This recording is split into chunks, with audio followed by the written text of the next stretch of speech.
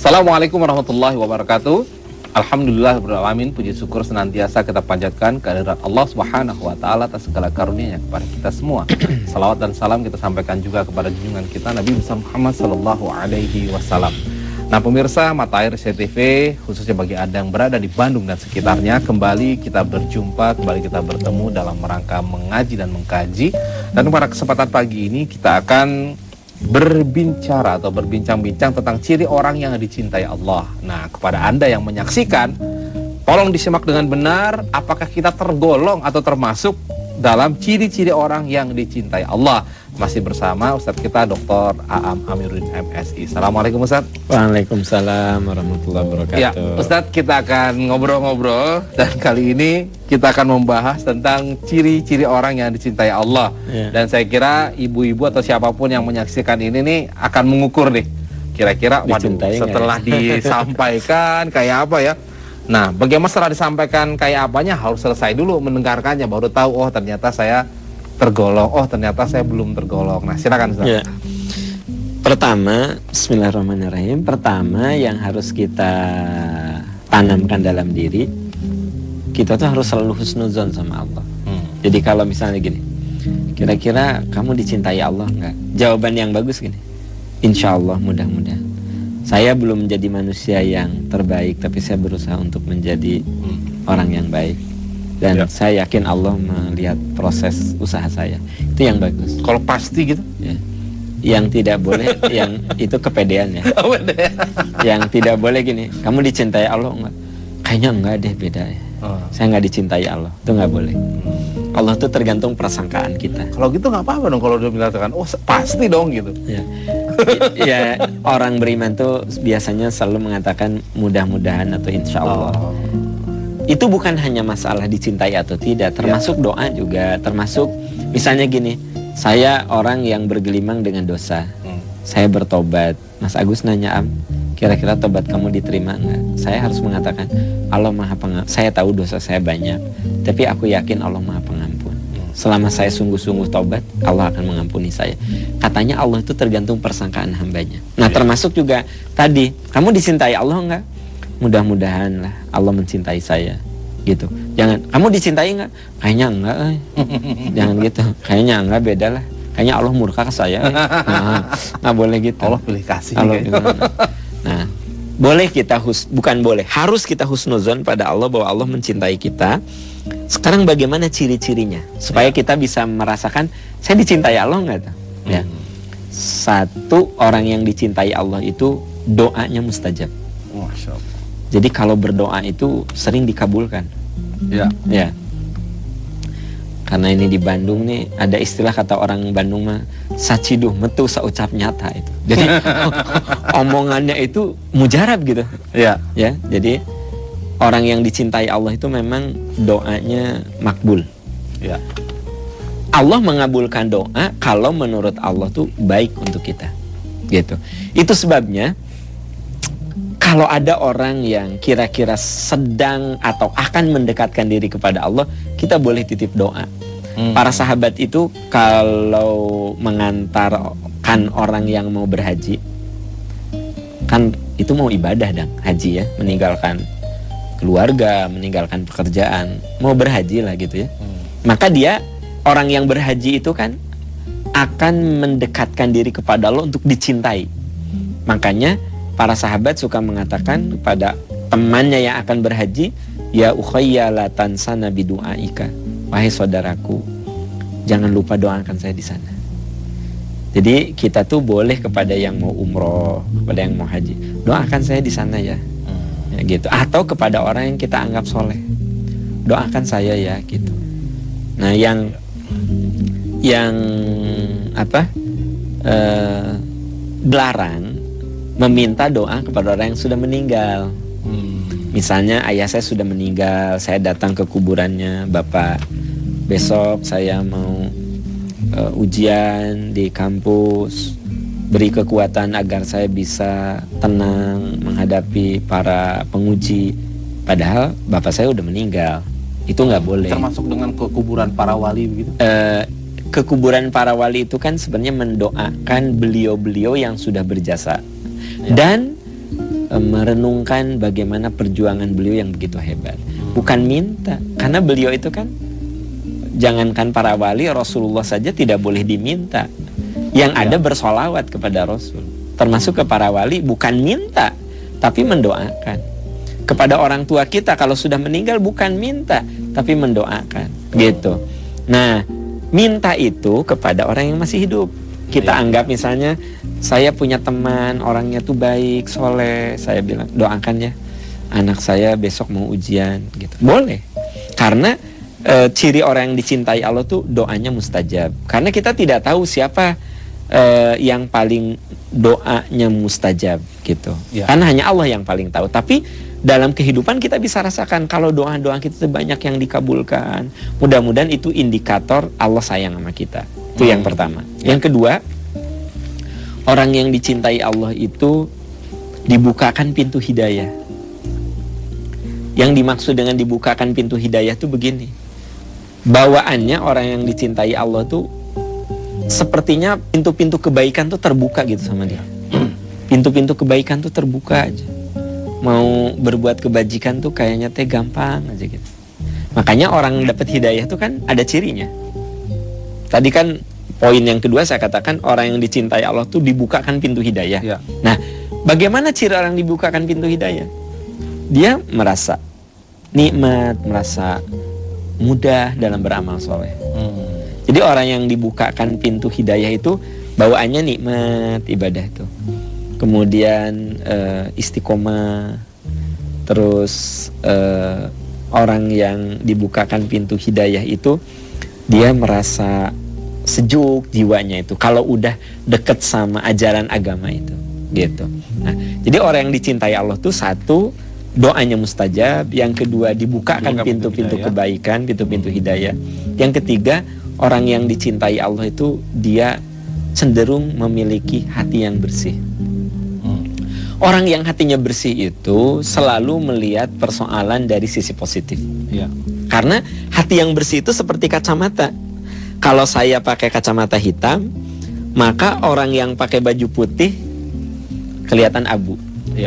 Orang yang pakai baju coklat muda jadi coklat tua. Ya enggak? Karena kacamata saya hitam. Tapi kalau kacamata saya bening, yang coklat jelas coklatnya, yang putih jelas putihnya, yang merah jelas merahnya. Karena kacamata saya bening. Kalau hati saya bening, maka melihat persoalan tuh apa adanya. Tapi kalau hati saya kotor, maka yang terlihat justru hal yang negatif. Misalnya nih, seorang istri kalau hatinya bersih, ketika suaminya maghrib itu udah ada di rumah, ini kok jam 8 belum pulang. Ditelepon ke handphonenya mati. Ditelepon ke kantor, ternyata katanya sudah pulang, gitu. Kalau hatinya bersih, dia akan mengatakan, ya Allah, lindungilah suamiku, mudah-mudahan dia baik-baik saja, selamat di perjalanan. Itu hati bersih. Kacamatanya bersih. Tapi orang yang hatinya kotor, hah? Kok jam 8 belum pulang? Jangan-jangan dengan si Susi itu sekretaris baru. Apa yang mikirnya apa? Negatif. Jadi dengan demikian, orang yang hati bersih itu seperti kacamata bening, dia melihat persoalan itu jernih. Dan katanya orang yang hatinya bersih itu biasanya lisannya pun menyejukkan. Ketika nengok orang sakit, itu menyejukkan. Bu, sakitnya apa, Bu? Iya, ini sakit tifus. Oh, Ibu, insya Allah ini jadi penghapus dosa. Insya Allah Ibu diberi kesehatan. Semoga cepat sembuh, Bu. Gitu. Enak, karena hatinya bersih. Tapi kalau hatinya nggak bersih, sakit apa, Bu? Tifus. Oh, tifus. Udah berapa hari dirawat di sini, Bu? Udah 3 hari. Kalau tetangga saya, Bu, ya meninggalnya hari ke-5 tuh. Gitu. Jadi nengok orang sakit, ngomongin yang meninggal yang persis sama penyakitnya tifus kayak ibu. Bahkan tetangga ibu tuh lebih parah dari tetangga saya. Tetangga saya meninggalnya hari ke-5, ibu udah hari ke-3 ya. Jadi apa? Omongannya tuh jadi nggak enak gitu. Nah, jadi orang yang dicintai Allah itu hatinya bersih. Kemudian yang keempat, orang yang dicintai Allah itu dia mampu biasanya mengharmonisasikan iman, ilmu, dan amal. Jadi imannya ditingkatkan, ilmunya ditingkatkan, amalnya pun meningkat. Nah, itu diantara ciri. Dan terakhir, orang yang dicintai Allah itu apa? Cirinya husnul khotimah dia. Jadi dia akan dipanggil oleh Allah dalam keadaan jiwanya sedang sangat dekat dengannya. Jadi orang yang dicintai Allah itu sudah bisa dipastikan dia mendapatkan kenikmatan husnul khotimah, ending yang bagus, akhir yang bagus, gitu. Ya, walaupun sebenarnya kalau yang kelima ini tidak bisa kita rasakan, itu akan dirasakan pada saat orang itu meninggal, Ustaz, ya. Jadi orang itu saat meninggal imannya sedang di klimaks. Pada saat imannya sedang di klimaks dia meninggal. Ya. Nah, baik Ustadz, ini ada beberapa kriteria yang saya kira masing-masing kita sekarang mengukur nih. Kita tuh termasuk yang dicintai ataupun yang kalau di luar dicintai jadi apa kata gue? Ya, yang dimurka. Jadi orang yang dimurkai Allah sebaliknya, doanya sering tertolak. Ya. Terus biasanya tuh sulit menemukan cahaya hidayah itu.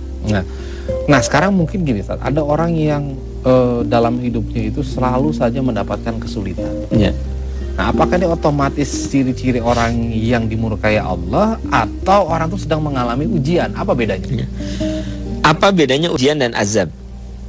Ya, itu tergantung bagaimana dia menyikapi. Kalau kita diuji oleh Allah dengan penyakit, lalu kita tidak menerima, artinya kita berontak. Ya Allah, teganya kok saya dikasih penyakit seperti ini, apa salah saya? Jadi memberontak, itu jadi azab bagi dia. Tapi kalau gini, ya Allah, semoga penyakit ini jadi penghapus bagi dosa-dosa saya. Jadikanlah penyakit ini yang bisa menghantarkan saya untuk husnul khotimah. Maka itu jadi ujian yang akan meluluh lantahkan dosa-dosa kita. Berarti tetap bahwa ketika orang itu sedang mengalami berbagai macam kesulitan, tapi dia tetap bisa dekat dengan Allah, tetap dia tergolong kepada orang-orang yang dicintai. Dan sebaliknya, ada orang yang oleh Allah diberi banyak hal, tapi dia tidak syukur. Itu namanya istidraj. Jadi istidraj itu orang yang oleh Allah diberi kelebihan, kenikmatan, tapi membuat dia makin jauh dengan Allah.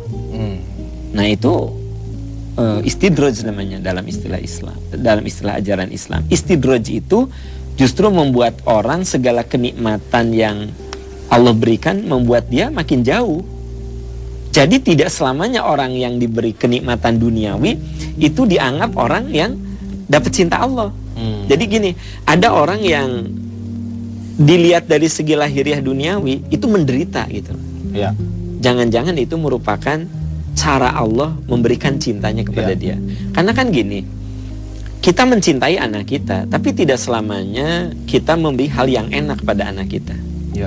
Kadang kita memberi hal yang tidak mengenakan, tapi kita tahu bahwa kita memberikan hal yang tidak mengenakan itu karena kita sayang gitu. Jadi ketika Allah memberikan kepada kita sesuatu yang tidak mengenakan, itu belum tentu murka. Boleh jadi itu merupakan bentuk cinta. Dan sebaliknya, ketika Allah memberikan sesuatu yang membuat kita senang, bahagia, tapi tidak membuat kita dekat dengan Allah, boleh jadi itu salah satu sarana yang membuat kita lebih cepat pada murka Allah gitu. Nah, kan mungkin gini Ustadz, ada satu saat barangkali ya, ketika orang bersama-sama menjalani kehidupan atau awal-awal pada masa kuliah, ya, kok merasa waktu itu tuh kayaknya kalau beribadah tuh enak gitu. Kok sekarang misalkan pada kondisi yang keluarga yang sudah relatif mulai mapan, justru di sini muncul hal-hal yang malah membuat suasana hati itu menjadi tidak enak begitu. Tak senikmat dulu. Senikmat dulu. Nah, kadang-kadang nostalgia itu tuh ingin kembali didapati gitu. Nah, ini gimana Ustaz? Apa memang sekarang orang bilang, memang dunia dulu sama sekarang kan beda, jadi tidak akan mungkin Anda bisa merasakan apa yang dulu, karena situasinya juga akan berbeda. Jawaban itu benar, ada benarnya bahwa gini, walau bagaimanapun kita terikat oleh ruang dan waktu. Ya. Mungkin ketika kita kuliah rasanya ibadah nikmat ya. Rasanya penuh kenikmatan, kepengajian nikmat. Karena challenge-nya nggak sehebat sekarang. Setelah kita masuk ke dunia kerja, ketika kuliah persaingan kita ada, tapi persaingan kompetisi ilmu. Ya. Bagaimana kita belajar sungguh-sungguh, kita lihat teman kita segimana jadi benar-benar di track dunia keilmuan. Ya. Begitu kita jadi sarjana kerja, kita kompetisinya di dunia pekerjaan. Ya. Sehingga beda. Jadi memang kalau ada yang mengatakan bahwa tantangannya beda, ya memang betul. Dan iman yang hebat itu kan yang dibenturkan dengan tantangan, bukan yang berada dalam kaca yang steril. Iman yang hebat itu. Saya kasih ilustrasi begini. Saya punya 2 teman. Ya. Yang satu sebut saja namanya Ahmad, kuliah di Universitas Ummul Qura di Mekah. Ya. Yang satu namanya Yusuf, kuliahnya di Iowa State University Amerika Serikat. Dua-duanya soleh. Ya. Kira-kira soleh yang kuliah di Mekah apa kuliah di Los Angeles? Ya, kalau dalam ini kita bisa mengatakan di Los Angeles tantangannya lebih besar. Iya. Jadi teman-teman kita yang kuliah di negara sangat sekuler, tapi mereka bisa menjaga iman dan takwanya, soalnya mereka lebih teruji. Teman-teman kita yang sekolah di Tokyo dengan teman-teman kita yang sekolah di Madinah, dua-duanya soleh. Yang di Tokyo lebih soleh. Lagi musim panas, godaannya coba, ya kan? Gitu. Ya, pakaiannya pada minim begitu lagi musim panas. Iya. Kalau di Madinah mau musim panas, mau musim apa, semuanya tertutup. Tapi kan kemungkinan kena terkontaminasi lebih besar di tempat-tempat yang seperti itu. Ya, karena lebih besar tapi tetap bisa kuat, itu yang membuat hebat. Nah, kemudian kalau ada kalimat misalkan anjuran untuk mencarilah lingkungan yang sehat, lingkungan yang baik, itu gimana? Berarti salah sendiri dong mencari tempat yang seperti itu. Gini, itu kalau kita berada di suatu tempat yang bisa kita kendalikan.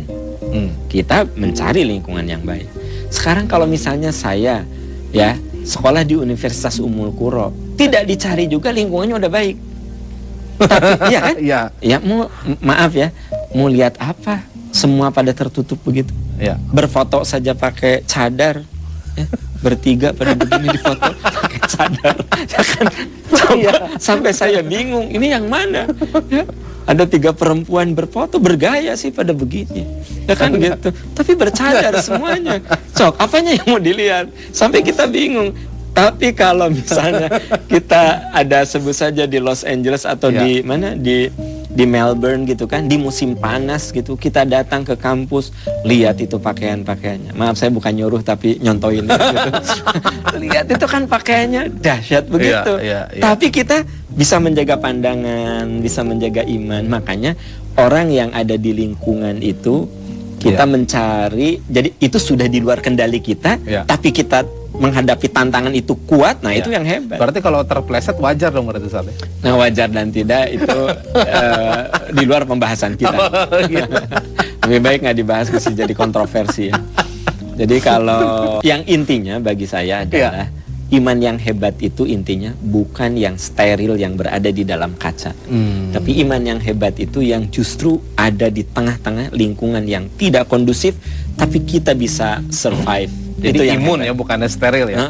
Ya, makanya juga kurang, maaf kalau saya sih kurang setuju kalau ada orang tua yang nggak boleh nonton TV, nggak boleh nggak boleh punya internet, ya bahaya itu.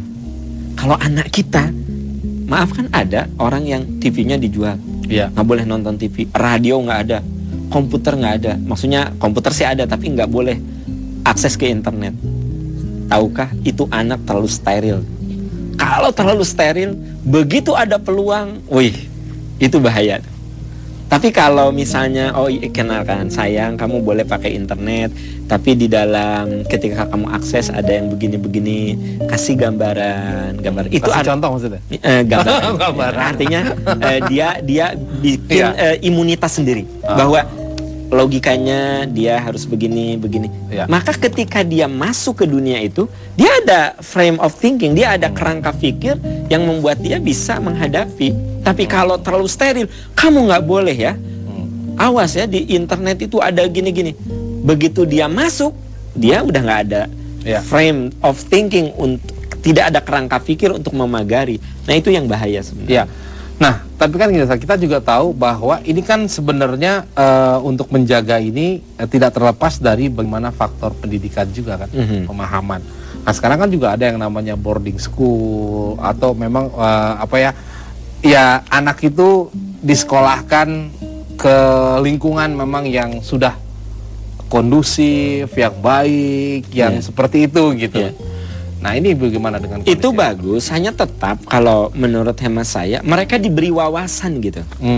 Jadi gini, tentu saja kita sebagai orang tua perlu mencarikan tempat sekolah yang terbaik, lingkungan terbaik, ya kan gitu. Tetapi yang dimaksud sekolah terbaik, lingkungan terbaik itu bukan berarti mereka benar-benar steril. Hari gini nggak bisa steril, kan gitu. Artinya tetap dia diberi wawasan tentang dunia real itu seperti apa. Dunia nyata bahwa di sekitar mereka itu ada apa. Itu perlu diberitahu. Makanya saya termasuk yang sependapat kalau pendidikan seks itu harus diberikan sejak anak-anak. Karena kalau pendidikan seks itu tidak diberikan, kan naluri seks setiap orang tuh ada. Dia nyari sendiri.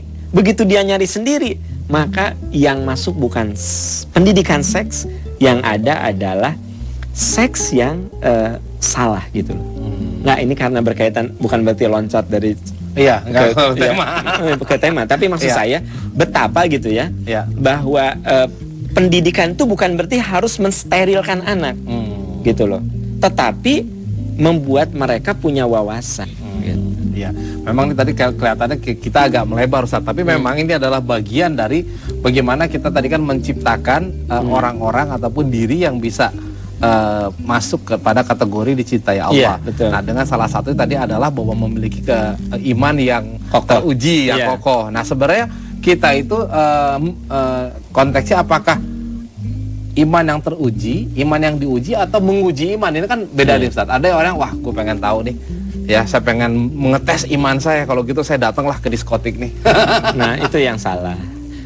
Jadi sebenarnya gini ya, iman itu jadi gini, bukan gini. Saya kemana? Aku mau ke tempat maksiat nguji iman nih. Bukan gitu rumusnya. Jadi kemaksiatan ada di sekitar kita, tapi kita memang tetap memiliki kekuatan untuk itu. Tapi menyengaja dibenturkan bukan tidak boleh, tapi itu sok suci jadinya. Jadi kita tidak perlu sampai menguji seperti itu. Artinya biarkanlah itu berjalan secara natural, alami.